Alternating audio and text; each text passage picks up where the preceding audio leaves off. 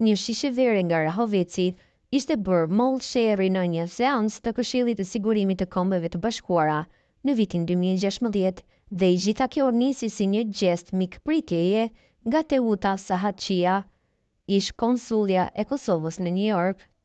Në një rrëfim, Sahatçia ka treguar një ngjarje sa interesante aq edhe simbolike që ndodhi gjatë mandatit të saj diplomatik në SBA, kur Japonia ishte anëtare jo permanente e Këshillit të Sigurimit të OKB-s.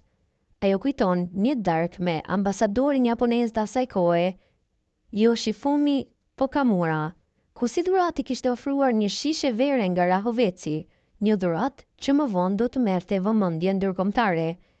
E pata një shishe të venës, ja dhash qatë shishe, po aq shumë i kish pas bë përshtypje ky gjest ambasadorit, saqë në seancë të Këshillit të Sigurimit, ambasadori japonez nisi diskutimin ndryshe.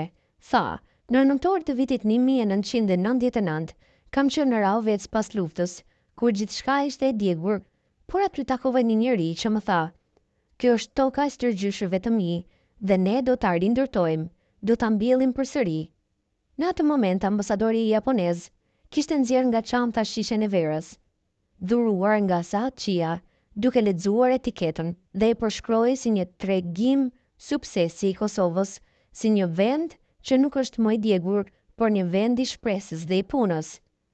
Por momenti kulminant erdhi kur ambasadori i Rusisë kundërshtoi ashpër praninë e shishes në tavolinën e Këshillit të Sigurimit, duke kërkuar largimin e saj, duke pretenduar se ishte shkelje e rregullave. Ne ngrim çka është duke ndodhur, kujton Sahatçia. Ambasadori japonez e pa i qetë, pa emocione dhe tha, para se të vij këtu, i kam lexuar të gjitha rregullat dhe askund nuk përmendet ndalesa për shishe vere, prandaj kjo do të qëndrojë këtu.